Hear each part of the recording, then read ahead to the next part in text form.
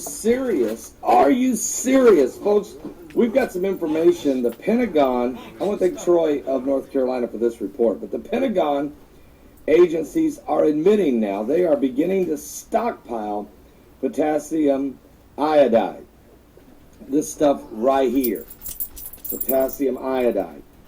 The reason that they're building and they're stockpiling potassium iodide is due to the Fukushima radiation permeation that's literally it's saturating, if you will, the sky, the land, and the Pacific Ocean. We know that the radiation levels in America are spiking.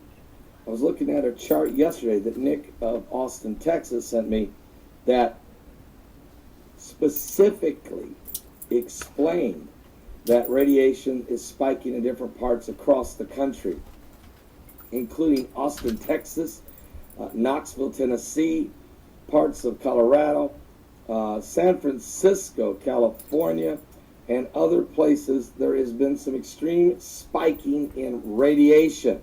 The federal bid notice reveals that the Pentagon agency began stockpiling potassium iodide in 2012 due to its concerns over the Fukushima nuclear crisis, shedding light on why the Department of Health and Human Services is now ordering 14 million doses of iodide.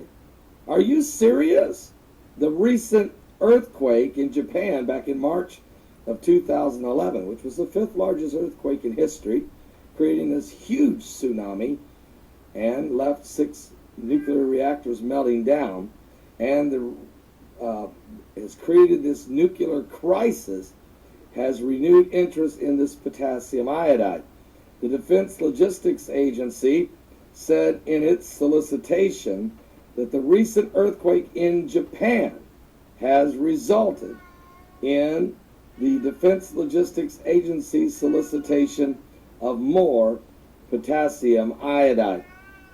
The Defense Logistics Agency posted its solicitation on FedBizOpps in 2012, asking contractors for 75,000 packages of potassium iodide tablets because the recent earthquake in Japan in March.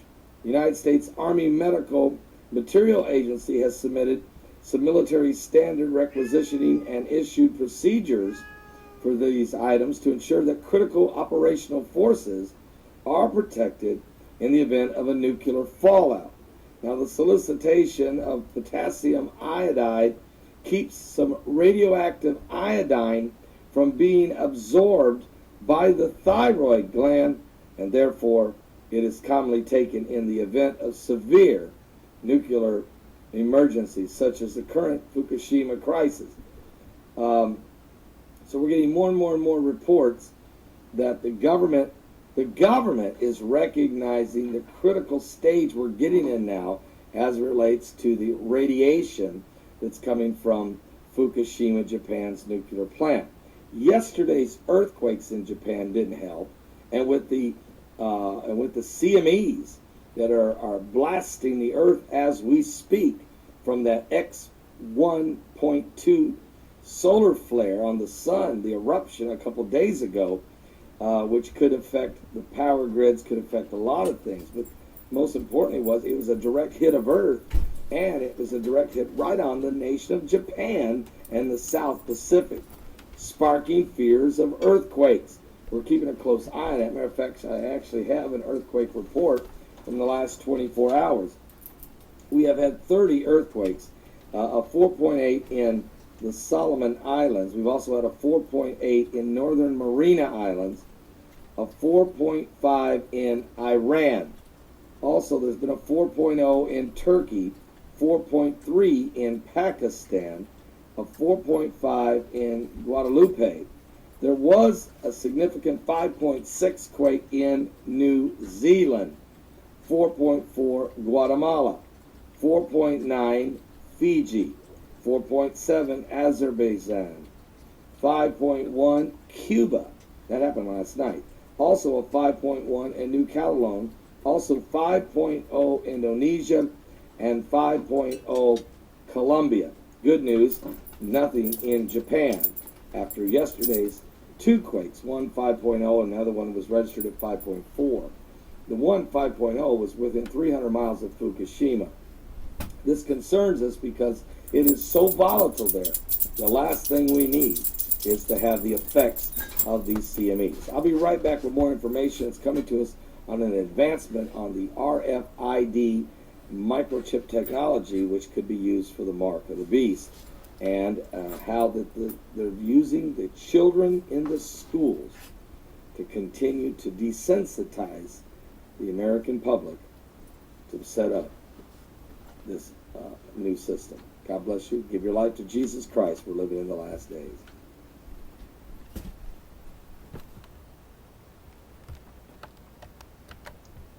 January 10th, 2014, guys.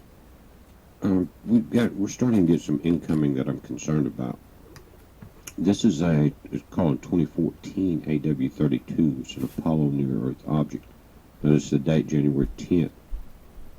Guys, we're inside of, we're about half the distance between the Earth and the Moon from a close approach of 0.5 LD. You can see it in the top right. Now, they've just discovered it. They just discovered in the past few days a lot of other ones. They were concerned at first about Aten, the big one. It's about 1 kilometer in width, but this one's not that big. But guys, I want to show you the information on it. Again, the closest approach is coming up January 11th. We're right at that time now because of UTC time. Now, let's look at something else. Condition code is 5. Also notice they discovered it today on the 10th. Condition code, you know what that means. 0, they know exactly what's going. 9 is very uncertain, so they're right in the middle. They're uncertain, and it's that close. But these are the other objects, guys, that are coming in. A couple of them have passed, but the one on the 12th, this is AM 29, 2014. Check this out. It's a larger object, and I want you to notice that how parallel this is. They're just discovering these objects, and because of the angle, they take that angle and use a projection to project what they think is an orbit. But when you have 1 day of projection, all you have is a small arc. Where are they coming from? Is this some of the incoming from ISON? Remember on the show today we talked about with Mike that Elenin was blown apart. Also that ISON's debris would not be going out in the pattern that it's showing on the models because it has lost that magnetic repulsion from the sun and the mass. And we talked about this on a video a month ago, guys, after the perihelion, that very thing, explaining the gravitational pull, push and pull on this. This one is condition code 8. They found it 3 days ago on the 7th, but 8 is highly uncertain. I'll show you. Let's pull this up and look at it, guys. When you click on this condition code in the JPL models, it'll give you this pop-up box and you can expand it. With the MPCU parameter, orbit uncertainty estimate 0 to 9, with 0 being good, 9 being highly uncertain. So we got one right on us now on the 12th, which technically we're the 11th UTC time. We're moving into a debris field. Now the fireball reports that we're getting from last night are from Alabama to California. Now I think this possibly is part of the quadratids because they're moving, it seems to be movement north to south. But it's as incredible to see. It appeared much closer to the surface compared to other things I have observed. For example, the contrail of a jet. It shows that it seemed much closer. So from Alabama to California, same thing, north to south. Reports there was about 5 or 6 in from last night on the AMS site. The lunar meteorite site also, I'll link to both of those. That's where some of these other reports are coming in. Guys, but we're moving into a debris trail. They're calling them asteroids. They're just finding them. They're projecting an orbit only with a small arc. It's a heads up. Watch this. We'll have a full report in the morning. Be safe. They say beauty is in the eye of the beholder. And I want to share with you guys one of the most amazing images I've ever seen NASA release. Ever. I've seen a lot of beautiful images they've released, but this one in detail is one of the most unique and amazing all the way around that I can say. They call this the hand of God that NASA has spotted. This is what they are stating. Now when you look closely, you can see that this hand-shaped structure has almost a diamond pattern, dead center, in what looks to be an eye. This is the Helix Nebula, which is spewing gases. It revolves 7 times per second, almost a diamond pattern, dead center, in what looks to be an eye. This is the Helix Nebula, which is spewing gases. It revolves 7 times per second, and that is what you are seeing here in this. Now, this is an overlaid image of a couple different craft that NASA sent out. This is the Helix Nebula that the New Star spacecraft had filmed. It picks up all of its ultraviolet X-ray light that it is emitting, and as you can see, it looks like an eye. Now, a lot of people can say it's like looking at the clouds. It's in the eye of the beholder. But I want to point out the fact that this image holds some details that I've never seen in any other image. Not only do we have the hand here with the eye in the middle, we have what looks to be the head structure of a person perfectly. And you might say even equipped with a crown of thorns on his head. Perfect bridged nose structure, beard, everything. Perfect headpiece. You have a perfect hand with the eye in the middle. This is just a crazy shot. All of the detail. To have an image look so much like a hand is one thing. Then to have an eye in the palm of the hand is another. Inside of a perfect diamond. And then to have it all in front of a face that resembles that of Jesus.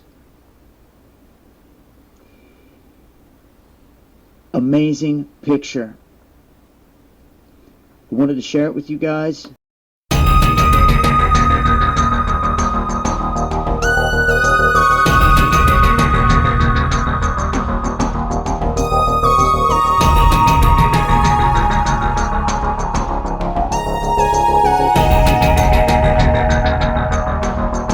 Live, this is One for the Record. I'm Diana, and today is January 10th, 2013.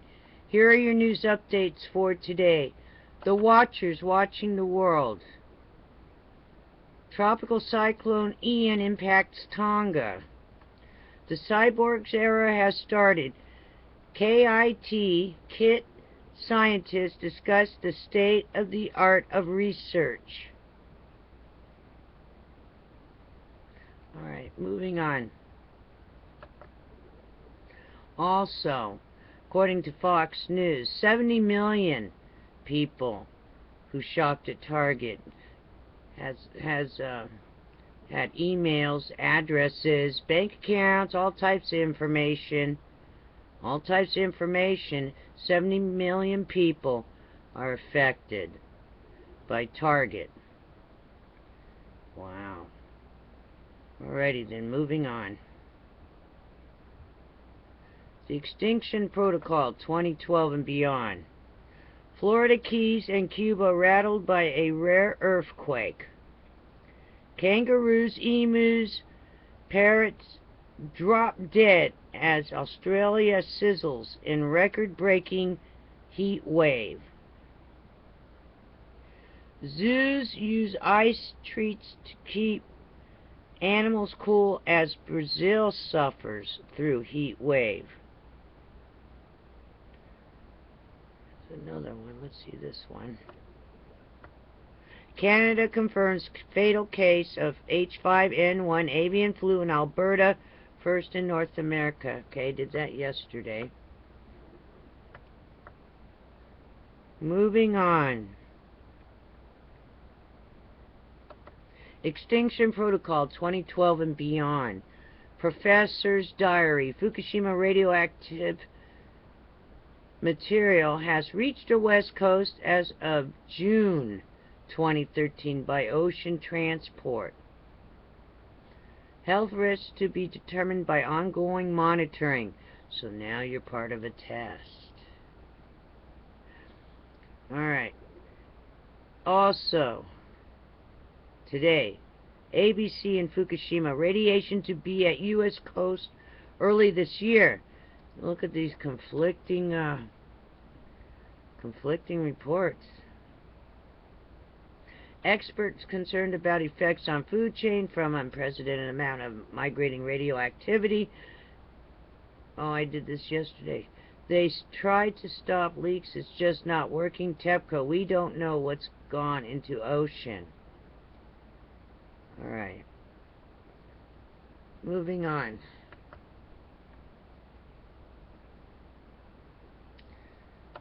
Japan, Fukushima. Radiation jumps around Fukushima plant, now 1,000% previous levels. TEPCO kept strontium-90 data secret for months. Officials knew of increase but too busy to do anything. Government holds Friday meeting about what can be done. Also today, hosts, Fukushima may be one of the biggest events to ever affect us in modern times. Gunderson, it should be level 8 on INES scale. Also today, NRC comments on steam at Fukushima Unit 3. Gunderson, plutonium could be causing fission, heating up melted fuel. Ready then. I might capture something and show it to you later, maybe in the next couple days. I saw this strange report that explains almost everything that's going on. Yeah, it's on YouTube, but I gotta find it again and I'll try to capture it for you. Also, let's see if I can find it in Dutch Sense. On 1/9/2014, elevated levels of radiation in his backyard, St. Louis, Missouri, 69.2 CPM. So it went back up again a little bit in his snow that he has. Alrighty then. Stay tuned, and I'm attaching videos, and I'll see you again. On the flip side, it's 5 days down. We've made it. And I'll see you again. Be safe. And let's see if we see the dogs. Oh, get up there, Tippy. Go, go, quick. They got a late knife. Get up there. Go, Tippy, go. Up, up. Don't be on the carpet. There. Max is passed out. Let's see. There he is. Tippy's like, Tippy up, quick, go, go, go, up, up. Tippy up. There she goes. They had a late night bath. They were scratching too much. Couldn't wait. There you go, huh? Wet dogs. Ooh, what are you doing? What are you eating? Stop. Just lay down. Wow. Next is the flea stuff. They're getting that next. I guess another hour when you're all dry, right? Alrighty. I don't know. Hopefully flea season isn't starting again, because we went like 6 months without fleas. Alright, take care. Check your pets for fleas, and I'll see you again on the flip side. Stay safe.